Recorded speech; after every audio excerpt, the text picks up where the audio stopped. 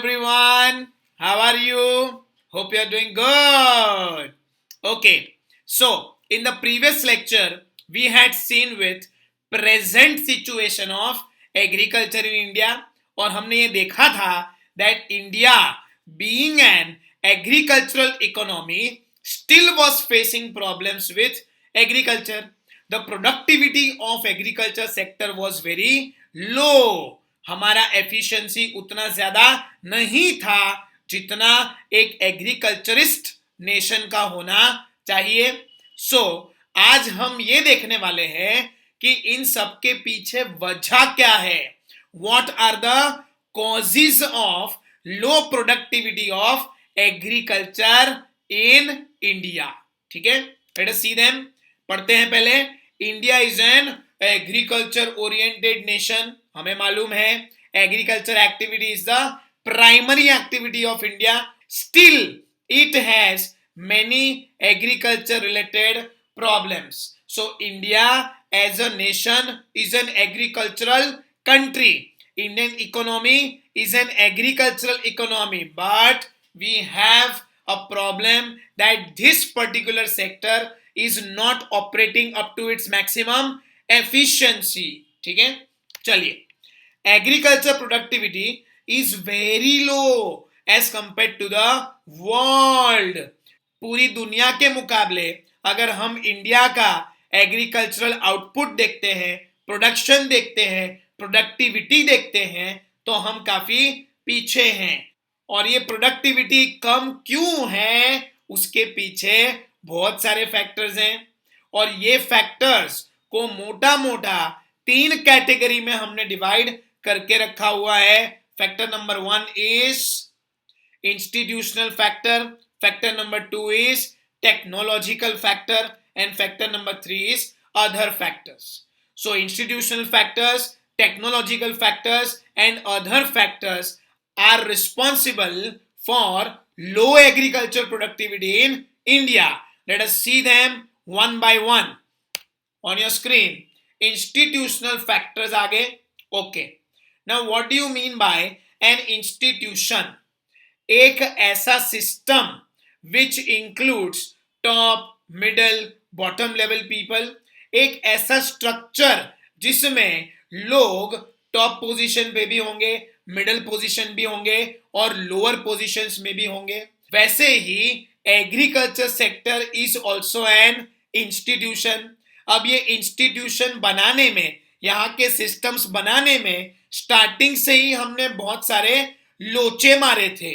और वो लोचे क्या है, वो एग्जीक्यूटरी इश्यूज क्या है, सिस्टम में क्या प्रॉब्लम है, all these problems will be a part and parcel of institutional factors.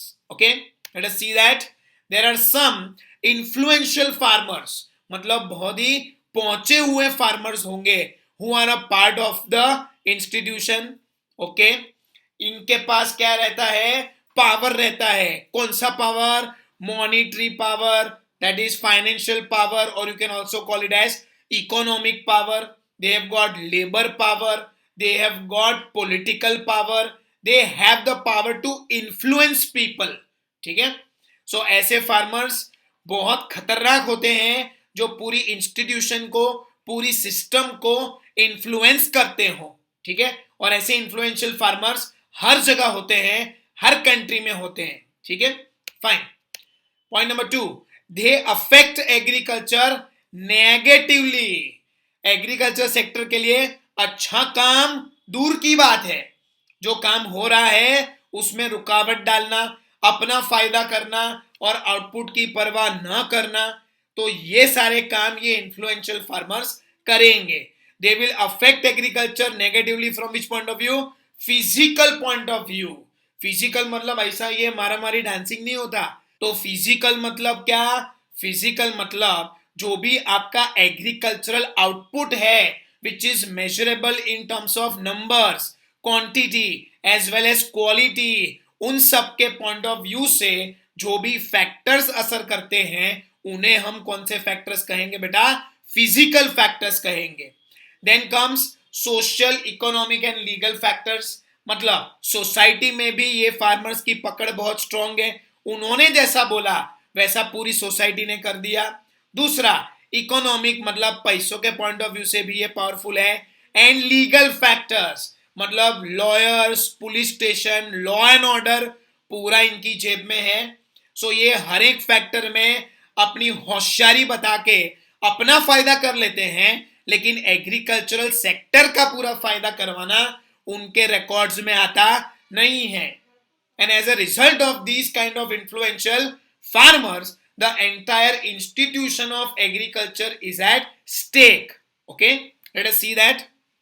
As a result of this, agricultural development and agriculture productivity is low. हमें मालूम है लैंड रेवेन्यू कलेक्शन सिस्टम, जिसमें क्या आता है बेटा, जमींदारी सिस्टम। सुना होगा आपने कि एक लैंड का एक ओनर है जिसको हम बोलते हैं जमींदार, उस पे कोई लोग आके खेतीबाड़ी करते हैं। They are known as the landless laborers, the tillers, okay, the tenants। और जो भी काम वहां पर होता है उसका एक भारी भरकम पोर्शन ये लैंडलेस लेबरर्स को किसको देना पड़ता है, जमीन के ओनर को, जिसको हम किस नाम से जानते हैं, जमींदार के नाम से जानते हैं। ठीक है। Then there was Mahalwari system also, मतलब एक पर्टिकुलर इलाके का एक राजा होता था। ये राजा की होती थी रानी नहीं, ये राजा की होती थी प्रजा, और वो प्रजा जो है वो राजा के लिए काम करती थी। अच्छा, राजा कहां पे रहता है, महल में। तो जो भी टैक्सेस पे करने हैं, एग्रीकल्चरल आउटपुट जो निकले उसमें से एक हिस्सा लगान के तौर पे देना था। वो कहां देना था, राजा जी को देना था, उनके महल में देना था। तो उसका नाम क्या हुआ, महलवारी सिस्टम भी हुआ। फिर आया रियतवारी सिस्टम। रियत मतलब लेबरर्स। तो पहले अंग्रेज लोग खाली जमीन के ओनर से टैक्स वसूलते थे, फिर उन्होंने एक नया सिस्टम निकाला जिससे वो लोग सीधा लेबरर से ही टैक्स वसूलना चालू कर दिए। तो बीच में से उन्होंने राजा जी को, जमीन के ओनर को हटा दिया और सीधा टैक्स लगाया किस पे, लेबरर्स पे। और यही सारी चीज हम समझेंगे एक छोटे से वीडियो से जो आएगा आपकी स्क्रीन पे। माँ तोरी कसम, मैंने जो किया ठीक किया। मन करता है मोरा जब हम राजा का लगान भरते हैं और वो फिरंगियों की गंदी हथेली पे धर देता है। तू बोल माँ, धरती की छाती चीर के बीज कौन बोए, हम बोए, फिर सींचे कौन है, हम ही, फिर लगान उनकी गांठ काहे बांध दे।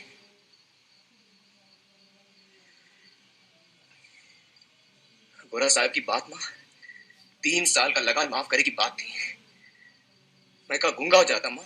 So you very well know this scene is from the movie लगान, और उस मूवी में अच्छे से बता के रखा है कि कैसे ब्रिटिशर्स आए, जो महाराजा के डिफरेंसेस थे उसका फायदा इन्होंने कैसे उठाया और कैसे एक सिस्टम इंट्रोड्यूस किया जिससे वो लोग पैसा कलेक्ट करने लगे, first from the maharajas, then from the zamindars and then from the people who were working on the land. ठीक है। सो ये सिस्टम ऐसा इंट्रोड्यूस किया गया था कि काम चाहे कोई भी करे, ओनरशिप चाहे किसी की भी हो, टैक्स किसको जाएगा, ब्रिटिश गवर्नमेंट को जाएगा। पैसा कौन कमाएगा, ब्रिटिशर्स कमाएंगे। ठीक है। सो ये लैंड रेवेन्यू सिस्टम अंग्रेजों के जमाने से चला आया है, जिसको हम आज तक 100% एलिमिनेट नहीं कर सके हैं। That is also a reason for low agricultural productivity. फिर देखो आगे क्या लिखा है, एग्रीकल्चर फाइनेंस मतलब पैसों की जरूरत। फाइनेंस का क्या मतलब होता है, पैसे। आज फाइनेंस की जरूरत इंडस्ट्रियल सेक्टर को, सर्विस सेक्टर को भी है, तो एग्रीकल्चर सेक्टर को तो ज्यादा होगी, क्योंकि फार्मर्स की पोजीशन इंडिया में काफी पुअर है and they are in maximum requirement of finance. Finance का अपना स्ट्रक्चर बराबर नहीं है, that is also reason for low agricultural productivity. फिर आता है एग्रीकल्चरल मार्केटिंग। फार्मर्स को अपना ही प्रोडक्ट कहां बेचना, किस दाम में बेचना, कैसे बेचना, ये मालूम नहीं है।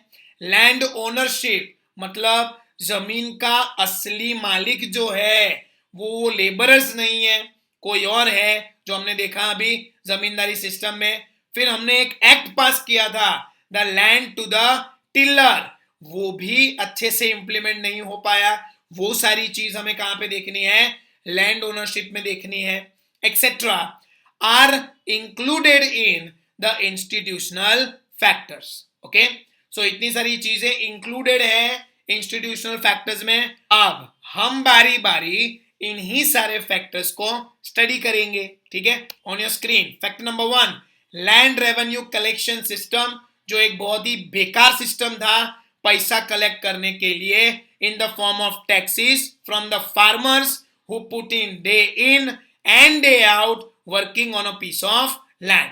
Okay, on your screen, tenants of land और लैंडलेस लेबरर्स, इनके पास कोई जमीन खुद की मालिकी की नहीं थी, लैंडलेस लेबरर्स थे, लेकिन इन्हें फार्मिंग कैसे करना है ये नॉलेज था, ये मजदूरी करना जानते थे, ये खेतीबाड़ी करना जानते थे, and as a result of that they were given the job of cultivating on a piece of land that belong to somebody else. Okay, तो मुद्दा क्या हुआ कि are you the owner of the land? The answer is no, I am not the owner of the land, but I know how to work on the land, and as a result of that I was given work by the owner of land to cultivate crops, to perform agricultural activity on his piece of land. Okay, चलिए आगे देखते हैं। A large share of crop was compulsorily taken by the landlords as rent of the land. Due to this, farmers are not ready to implement innovations as they were not interested in increasing productivity, so agriculture production remained stagnant. कहने का क्या मतलब है, एक अच्छा खासा हिस्सा उन्हें अपने ही प्रोडक्शन में से किसको देना पड़ता था, लैंड ओनर को देना पड़ता था। और ये अच्छा खासा हिस्सा मतलब कितना, आप अपनी इनकम का कितना परसेंटेज मेरे को दोगे after becoming a post graduate? Tell me. आप बोलोगे sir answer is 0, we will give you nothing. Why? Because you know मैं आपसे लीगली कोई पैसा मांग नहीं सकता। मैं ये बोल सकता हूं एक बार कि मैंने पढ़ाया, हमारी पूरी यूविल टीम ने आपको पढ़ाया, तब जाके आप 12th पास हुए, ग्रेजुएट बनोगे, पोस्ट ग्रेजुएट बनोगे, तो आपके एजुकेशन को कंप्लीट करने में हमारा बहुत अहम रोल रहा है। तो आपको अपनी कमाई का हिस्सा हमको देना पड़ेगा, बट उसके सामने आपका काउंटर क्या आएगा, सर वो तो बराबर है आपने मेहनत करी, लेकिन उस मेहनत का आपने हमसे फीस भी तो चार्ज किया है ना। So you can not claim a single rupee from us in the income that we are going to earn in future. और अपनी ही इनकम में से जब पैसे देने पड़ते हैं, तो जैसा आपको अभी बुरा फील हुआ खाली सोच के, वैसे इन लोगों को हर महीने रेगुलर अपनी इनकम से पैसे कंट्रीब्यूट करने पड़ते थे, तो सोचो उनको कितना चुभता होगा। And it was a huge share. Huge share means how much, you know, 70%, 80% of what they used to produce had to be given to the land owner. तो उनकी जेब में खाली कितना आता था, 20%, 25%। मतलब मेहनत में करूं 100 यूनिट्स के लिए, मैं घर लेके कितना जाऊंगा, 25 यूनिट्स ही लेके जाऊंगा। 75 यूनिट्स मुझे जमींदार को देने पड़ेंगे, लैंड ओनर को देने पड़ेंगे। So this share was very huge. और जब ऐसा कोई शेयर ह्यूज होता है, तो क्या आपका मन अपने काम में लगेगा? जब आप जानते हैं कि इसका मैक्सिमम फायदा किसी और को होने वाला है, आप उस काम में इंटरेस्टेड ही नहीं रहोगे, आपका इंटरेस्ट इस काम से हट जाएगा। ना कोई मोटिवेशन होगा, ना ही कोई टारगेट होगा, ना ही कोई गोल अचीव करने की आपकी इच्छा होगी।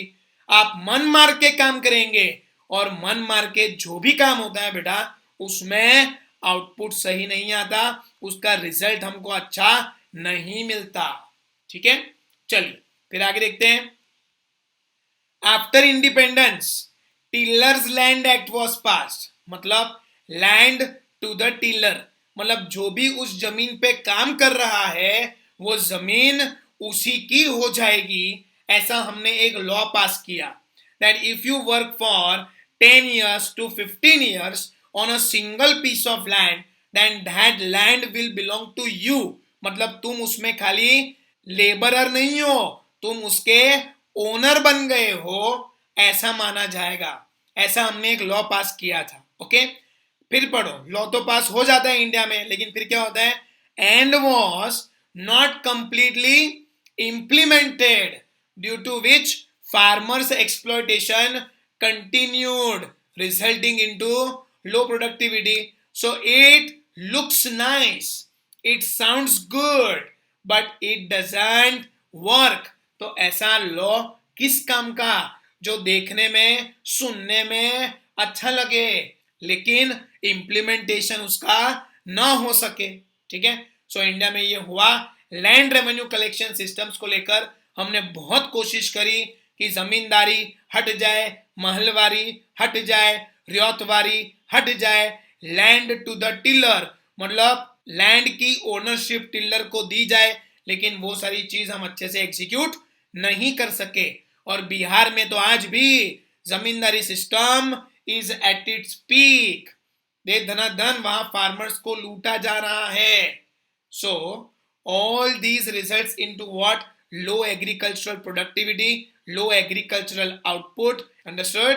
चलिए आगे देखते हैं। Agricultural finance. ओके, फाइनेंस की जरूरत सबको है तो फार्मर्स को भी होगी। देखो लिखा है, poor farmers in India need finance. अब आप पूछेंगे सर फार्मर फाइनेंस का क्या करेगा? अरे बहुत कुछ कर सकता है। He wants to buy equipments, he wants to buy fertilizers, he wants to buy seeds, he wants to buy pesticides, he wants to go for mechanization, he wants to go for multiple cropping. इन सब के लिए अच्छा खासा investment लगता है जिसकी farmer को बहुत बैडली जरूरत है। और जब तक उसके हाथ में पैसा नहीं होगा, इनपुट नहीं आएगा तो आउटपुट की उम्मीद आप उससे कैसे रखोगे? और उसका आउटपुट नहीं आएगा, अपने देश में जितने भी लोग हैं उनके खाने पीने के वांदे हो सकते हैं। So finance is a very crucial thing that is required by these farmers. Okay fine, आगे देखते हैं।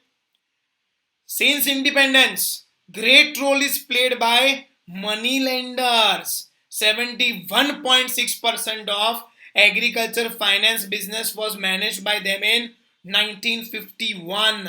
And this percentage is too damn high because 71.6% कौन फाइनेंस करेगा? जमींदार फाइनेंस करेंगे, पठान फाइनेंस करेंगे, श्रॉफ्स फाइनेंस करेंगे। Basically finance will come from the unorganised sector, और ये अनऑर्गेनाइज्ड सेक्टर से जब फाइनेंस होता है तो हालत कैसी होती है, उनका क्या इंटेंशन होता है ये फाइनेंस के पीछे, उसको समझने के लिए हम एक वीडियो देखेंगे आपकी स्क्रीन पे। ये जमींदार जी की मोटर आज यहाँ कहाँ? इन्हीं दिनों यहाँ इनकी मोटर को पहले भी 2 एक बार देखा है। जमींदार जी के साथ जो 2-3 आदमी हैं वो शहरी मालूम होते हैं। तब तो जादव ठीक ही कहता था, जमींदार जी यहाँ एक मिल बनाना चाहते हैं। ये क्या एक नई मुसीबत? तब तो हम सबको खेती बाड़ी हटानी पड़ेगी। अरे भाई, जमीन जमींदार जी की, वो जो चाहे सो करें, हम उन्हें कैसे रोक सकते हैं? लेकिन सारी जमीन तो जमींदार जी की नहीं है। बीच का ये 2 बीघे का टुकड़ा तो शंभू का है। शंभू अगर अपनी जमीन न बेचे तो यहाँ मिल बन ही नहीं सकती। क्यों रे शंभू, तू बेचेगा अपनी जमीन? पागल हो गए हो क्या? मैं अपनी जमीन कभी नहीं बेचूंगा। अब बीच का ये टुकड़ा न मिलने से हमारा इतने दिनों का प्लान सब टर्टर फंस हो जाएगा। देखिए ना, हमने तो प्रॉस्पेक्टस भी छपवा लिए हैं। The great Janata mills limited, chairman rice आजम ठाकुर हरनाम सिंह जी। हमारी तो पूरी तैयारी है ठाकुर साहब, बस जमीन मिलने ही की देर है। अजी जनाब, जमीन की कोई फिक्र नहीं। सरकार। और शंभू, हाँ बैठ। नायब जी को कागज लाइए। अभी लाया। तुझे खुशखबरी सुनाने के लिए बुलाया। क्या खुशखबरी है हुजूर? मैंने तय किया है कि गांव का रूप ही बदल दूं। यहाँ एक मिल लगवाऊंगा, तमाम रास्ते पक्के बनवा दूंगा, घर घर बिजली की बत्तियां जला करेंगी, तुम सबकी भलाई होगी। हुजूर हमारे माई बाप हैं, आप हमारी भलाई ना करेंगे तो और कौन करेगा? मगर ये सब तुम लोग समझते कहाँ हो, फिर भी इन सब में तू समझदार है। ले जरा अंगूठे का निशान तो लगा दे इस कागज पे। इसमें क्या लिखा है हुजूर? अरे कुछ नहीं, वही गोपीपुर में मेरी जमीन के साथ लगती हुई जो तेरी 2 बीघा जमीन है, वो मुझे चाहिए। वही मैं मिल लगवा रहा हूँ। ले, अंगूठा लगा दे झट से। इसके बदले में जो मैंने कर्जा तुझे दिया है वो सब माफ कर दूंगा। मैं आपका सारा कर्जा चुका दूंगा, थोड़ी सी मोहलत दीजिए हजूर। मुझे गरजमंद समझकर कस रहा है। अच्छा ठीक है, कर्जे की माफी के अलावा कुछ रुपए और भी दे दूंगा। जमीन तो किसान की माँ है हजूर, माँ को बेच दूं? अबे रहने दे, जमीन पर मिल लग जाने से माँ बाप बन जाएगी। जमीन से तुझे क्या मिलता है? मिल में मजदूरी करके भर पेट खाएगा, आराम की नींद सोएगा। हजूर, पेड़ को मिट्टी से उखाड़ कर सोने में लगा दे तो क्या वो बच सकता है? अरे बड़ी बड़ी बातें रहने दे, तेरे ही भले की कह रहा हूँ। अंगूठा लगा दे। नहीं हजूर, जमीन मैं नहीं बेचूंगा। क्या क्या कहा? नहीं बेचेगा? अरे मेरा कहा न मानकर अपने ही हाथों अपना सत्यानाश करने पर क्यों तुला हुआ है? जमीन चले जाने पर ही तो किसान का सत्यानाश हो जाता है हजूर, और फिर उस जमीन पर तो हमारा 7 पीढ़ी पुराना मकान है। नहीं हजूर, जमीन तो मैं किसी हालत में नहीं बेच सकता। ये मजाल, इतनी जुर्रत? अच्छा, तो कल तक मेरी सारी रकम मैं सूद के चुका जाओ। कल तक? 4 दिन तो दीजिए सरकार। काफी मोहलत दे चुका हूँ। तुम लोग शराफत से पेश आने के काबिल ही नहीं। मेहरबानी कीजिए सरकार, ये मेरा फैसला है, निकल जाओ यहाँ से। सरकार दया कीजिए। सरकार सरकार सरकार। तो देखा आपने, फाइनेंस देने के बहाने ये जमींदार, ये मनी लेंडर्स फार्मर्स से उनकी जमीन जो है वो हथियाना चाहते हैं। ये उनका इंटेंशन है। और ऐसे खतरनाक लोग कितना परसेंटेज ऑफ फाइनेंस प्रोवाइड कर रहे थे? 71.6% of agriculture finance was managed by such unorganised money lenders, which was a very dangerous situation. ठीक है, फाइन, आगे देखते हैं। They provide finance at very high rate of interest.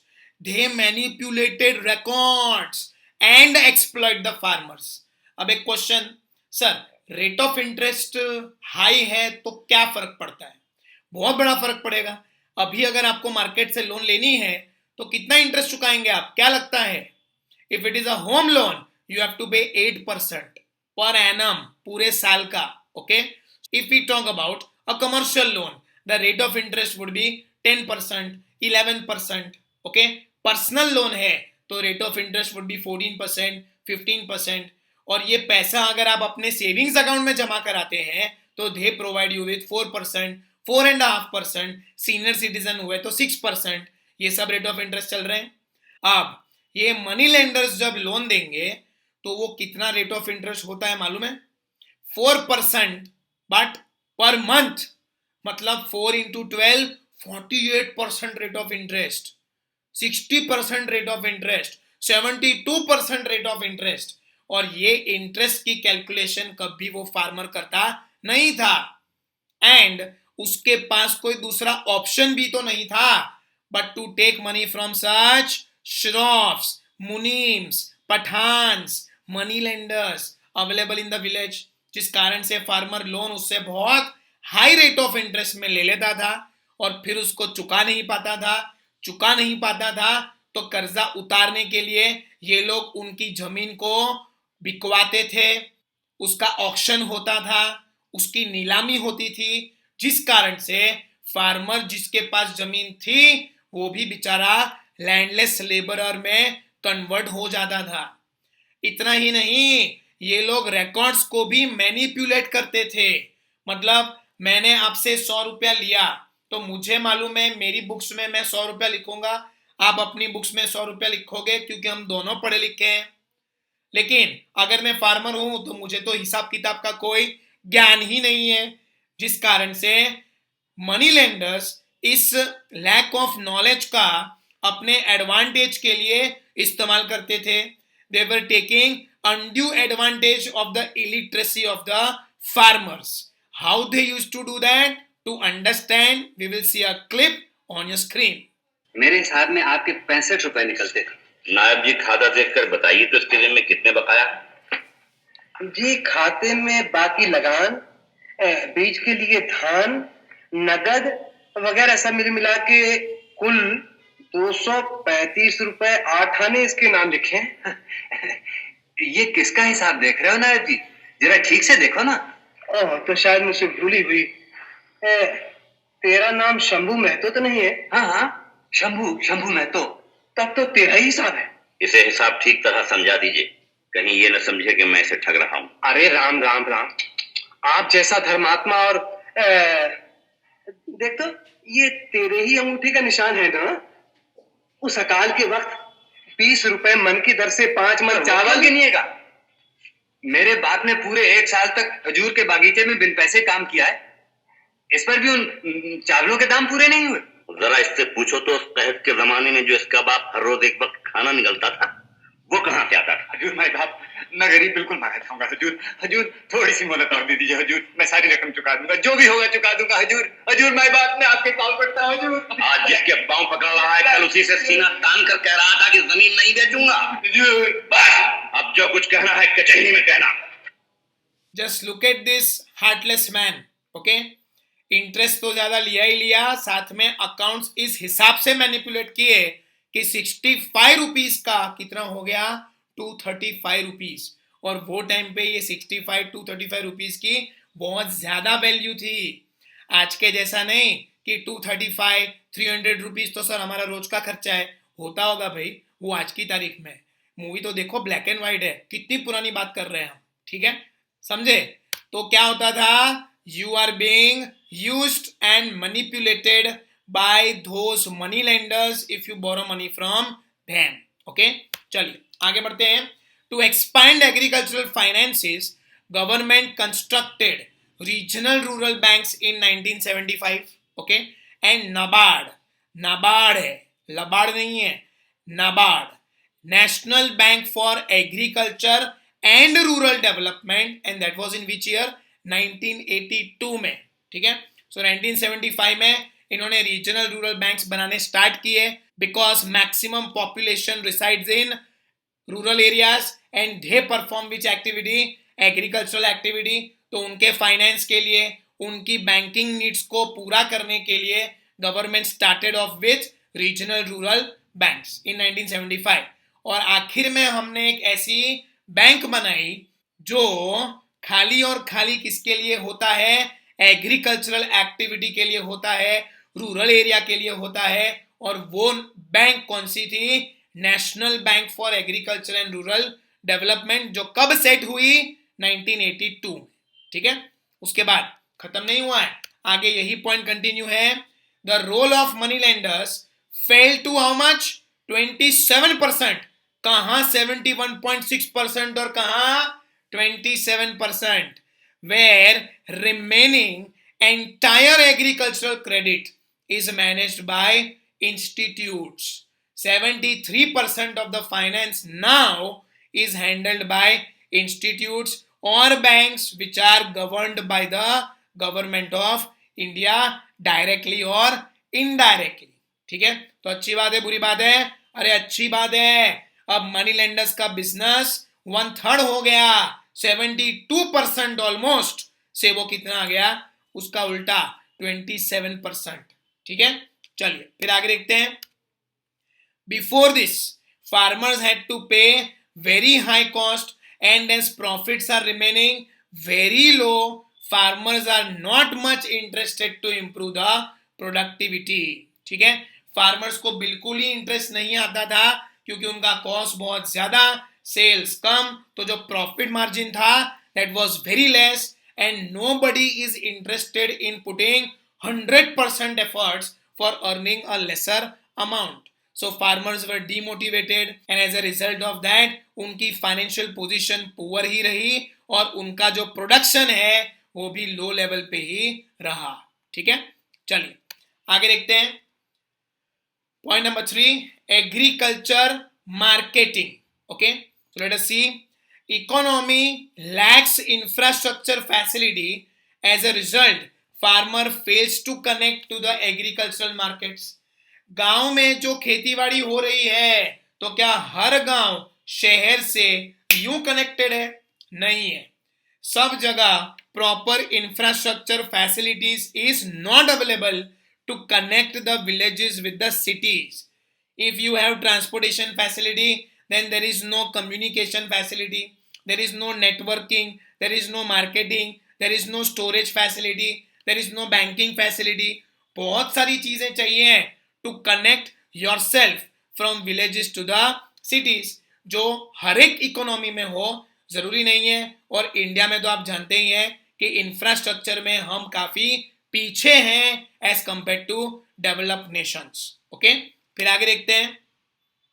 Agriculture markets have different rates of produce at time of season and at end of season. अगर season में आप माल सामान बेचेंगे तो आपको भाव अच्छा खासा मिलेगा, और ऑफ सीजन में बेचेंगे तो प्राइस उसका अच्छा मिलने वाला नहीं है। There is a difference when you sell the products in the season and at the end of the season. Okay, we know that. So let us see ahead. High price benefits go to whom? Traders and hoarders.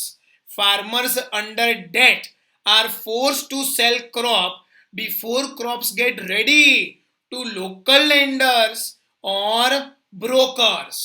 ठीक है, सो जहां जहां farmer का advantage उठाया जा सकता है, जो मिडल मैन है, होल्डर्स हैं, जो चैनल ऑफ डिस्ट्रीब्यूशन में चेन है, वो लोग ये फार्मर्स के पास पहुंच जाते हैं और उनका जो भी सामान है वो बहुत सस्ते में खरीद लेते हैं, और फार्मर के पास कोई दूसरा ऑप्शन भी नहीं होता but to sell these products to the middleman, and that too at a very very cheap rate, and as a result of that farmer is getting exploited. अब ऐसा ही एक्सप्लॉइटेशन बड़े बड़े कॉरपोरेशंस करने लगे हैं। उनकी स्ट्रैटेजी को समझने के लिए एक छोटा सा डोमेस्टिक वीडियो है जो हम देखेंगे आपकी स्क्रीन पे। इस वीडियो में ये लोग कुछ नहीं बोलेंगे, आपको ऑब्जर्व करके समझ जाना है कि क्या हो रहा है। ठीक है, let us play.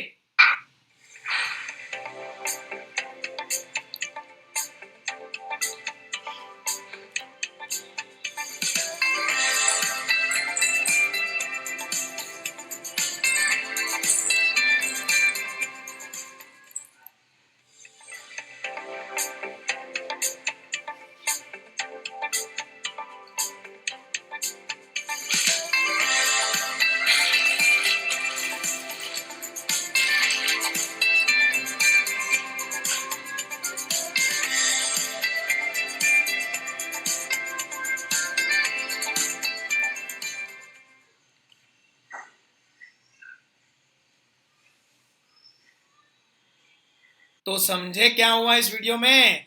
Corporations and farmers both were selling products at 20।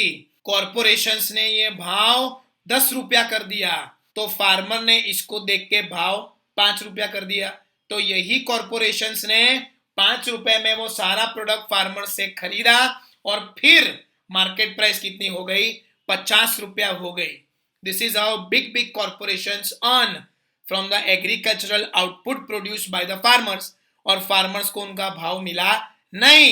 कई बार ये फार्मर्स को फोर्स किया जाता है that they sell these products even before the crops are ready.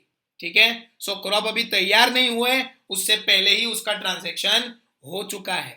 ठीक है, सो ऐसी मजबूरी फार्मर्स को झेलनी पड़ती है because they do not know how to market their product. उसका एक मार्केट अवेलेबल है सिटीज में, लेकिन उस बात की अवेयरनेस ये फार्मर्स को होती नहीं है। चलिए, farmers have no knowledge of the market, market rates, selling procedures etcetera.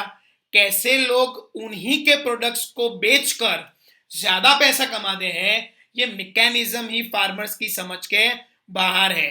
And as a result of that they remain ignorant. As a result of that, they are paid less money, and as a result of that, they don't get good money for their own product, which results into low profitability, low motivation, lack of increase in financial power. Everything goes worse and worse for these farmers because they have no clue कि उन्हें अपना produce कहाँ बेचना चाहिए। ठीक है, चलिए फिर unable to get good returns, they become pessimist। अब उन्हें प्रॉपर ढंग से सामान को बेचना नहीं आया, जिसका अच्छा रिटर्न नहीं मिला, जिस कारण से उसको प्रॉफिट कम कमाने को मिला। एक तरफ मनी लेंडर जो इंटरेस्ट ज्यादा चार्ज करके इनका खून चूस रहा है, दूसरी तरफ ये होर्डर्स, ये डिस्ट्रीब्यूशन चैनल में जो बीच में इंटरमीडियरीज हैं, मिडलमैन हैं, वो इनका प्रोड्यूस अच्छे दाम में बेचने नहीं देंगे. Now just imagine, on one hand your expenses are rising, on the other hand your income is going down. What are you going to do then? Of course you are going to become pessimistic. Negative feeling आपको आएगी कि ये मैं क्या कर रहा हूं, दिन रात मेहनत करके एक बहुत ही छोटी अमाउंट मुझे मिल रही है और उससे भी छोटा मुझे घर लेके जाने को मिल रहा है. We are not interested in doing these activities, and sometimes farmers reach that level of pessimism that they commit suicide. आपने देखा ही होगा, न्यूज़पेपर में अक्सर आता ही रहता है कि farmers are committing suicide. तो उनके पास कोई दूसरा रास्ता बचता ही नहीं है, तो जिए तो कैसे जिए, तो बेटर है कि इस जीवन को खत्म ही कर दे. ठीक है, चलिए फिर आगे. Point number 4, rural social structure. ठीक है, let us see. Indian farmers are fatalist and have least information. Fatalist का क्या मतलब होता है? जो अपने फेट पे विश्वास रख के बैठा हुआ है कि जो होगा होने ही वाला है, किस्मत से ज्यादा और वक्त से पहले. न किसी को मिला था, न मिला है और न मिलेगा. लेकिन आपको कैसे मालूम कि आपकी किस्मत में क्या लिखा है, आपको कौन से टाइम पे चीजें मिलने वाली है? ये सब डिसाइड कौन करता है? फार्मर को पूछोगे ना तो वो बोलेगा भगवान डिसाइड करते हैं. अबे भगवान खुद डिसाइड नहीं करते, हमें और आपको मिलके डिसाइड करना है, हमारे काम को डिसाइड करना है, हमारी मेहनत को डिसाइड करना है कि हमें क्या मिलेगा और क्या नहीं मिलेगा. अगर किस्मत पे विश्वास रख के बैठ जाता तो मेरी हाथों की लकीरों में ये जो एजुकेशन की लाइन है वो आधी अधूरी है. मेरा एजुकेशन पूरा ही नहीं होता. ये मेरे फेट में लिखा था और ये मुझे बचपन से बताया गया था कि बेटा पढ़ाई में ध्यान रखना. और ऐसा हुआ भी कि बीकॉम एमकॉम होने के बाद जब मैं सीए कर रहा था तो ऐसे ईयर्स थे जब मैंने पढ़ाई बीच में छोड़ दी थी. और लेकिन अगर ये पढ़ाई को मैंने वापस नहीं उठाया होता तो आज ये स्क्रीन पे अभिषेक के आगे सीए नहीं होता. Because everybody has a suffix, very few people have a prefix, and I take privilege in saying this and achieving this कि मेरे नाम के आगे एक prefix है. Okay? So fate weight कुछ नहीं होता. Luck also favors the person who is doing hard work. Understood? So rural social structure में ऐसे लोग आपको देखने को मिलेंगे. Farmers ज्यादातर ऐसे ही थे कि वो नसीब पे विश्वास रखते थे, किस्मत पे विश्वास रखते थे और खुद कुछ काम करते नहीं थे. जो किस्मत में लिखा है बोले उसको कोई नहीं बदल सकता, लेकिन ऐसा नहीं है क्योंकि हमें ही नहीं मालूम कि हमारी किस्मत में क्या लिखा है. ठीक है, सो दे वर फेटलिस्ट, दे हैड लीस्ट इंफॉर्मेशन, मतलब दे वर इग्नोरेंट ऑल्सो. फिर आगे, rural society is bound with old traditions and structure. पुराने कस्टम्स, पुराना स्ट्रक्चर ही चला आ रहा है. तो दादा खेतीबाड़ी बैलगाड़ी में करते थे तो पापा भी बैलगाड़ी में ही करेंगे, तो मैं भी बैलगाड़ी में ही करूंगा. मतलब कोई नई टेक्नोलॉजी लाना, उसमें इम्प्रोवाइजेशन लाना, थोड़ी बेहतरीन चीजें अपने काम में इंट्रोड्यूस करना, ये सब एक ट्रेडिशनल माइंड नहीं कर सकता क्योंकि उनका माइंड किससे अटैच हो चुका है? कस्टम से, ट्रेडिशन से, वैल्यूज से, एथिक्स से, प्रिंसिपल्स से.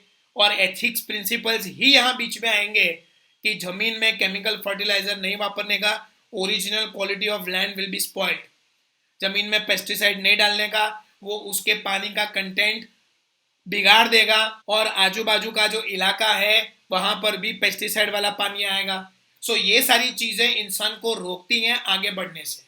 फार्मर्स भी रुक जाते थे क्योंकि वो एथिक्स, प्रिंसिपल्स, वैल्यूज को पकड़ के बैठते थे और नए तौर तरीके वो लोग अपनाते नहीं थे.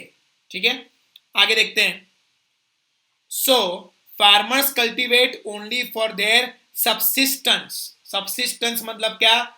जीवन जरूरी चीजें, फूड, क्लोथिंग एंड शेल्टर. मेरी जरूरत पूरी हो रही है ना, मैं उतना ही माल सामान बनाऊंगा, उससे ज्यादा नहीं बनाऊंगा क्योंकि मैं कुदरत से डरता हूं भगवान से डरता हूं, मैं लालची इंसान नहीं हूं, हमेशा ये प्रार्थना करता हूं कि मेरी जिंदगी ऐसे ही नॉर्मल ढंग से चली रहे, तो मुझे अपने जीवन से और दूसरा कुछ नहीं चाहिए। ऐसा मानने वाले ये फार्मर्स थे। They are not having high motivation to attain economic development, cultivation और इनकम। इनको किसी भी बात का ग्रोथ विजन का लालच नहीं है। They see themselves as very normal individuals, और बोले नॉर्मल लाइफ जीना है, simple living, high thinking, actually thinking भी लो है। तो ये सारे प्रॉब्लम्स फार्मर्स फेस कर रहे थे, बिकॉज डेवलपमेंट का, इनकम ग्रोथ का, कल्टीवेशन का, एक्सपांशन का बात कौन करेगा? आपने देखा होगा ये सारी बातें शहर में ज्यादा होती हैं। गांव में they believe in living a peaceful life and they are not actually concerned also कि ग्रोथ क्या, डेवलपमेंट क्या, नेशनल इनकम का क्या, एक्सपोर्ट्स का क्या, इंडिया की इंटरनेशनल पोजीशन का क्या। उन्हें इन सब बातों से कोई मतलब है ही नहीं, क्योंकि उन्हें ये चीजें मालूम ही नहीं है। ठीक है, कि ये चीजें भी इंपॉर्टेंट है। Being a farmer is a blessing and you are contributing to development of exports, national income, employment, जो हमने देखा था in the previous lecture. So ये इंपॉर्टेंस उनको मालूम ही नहीं है कि उनकी इतनी इंपॉर्टेंस है। Understood? So they remain ignorant, they work less, they produce less, they earn less, they remain poor. Okay? चलिए फिर आगे देखते हैं। This is the reason why agriculture is having low productivity. Productivity भी बोलेगी कि इतने सारे reasons थे, तो मेरा यहाँ पे कोई काम नहीं है। I am out from here. Who will say this? Productivity will say this. ठीक है, चलिए तो बस फिर आज के लिए इतना ही। Okay, bye.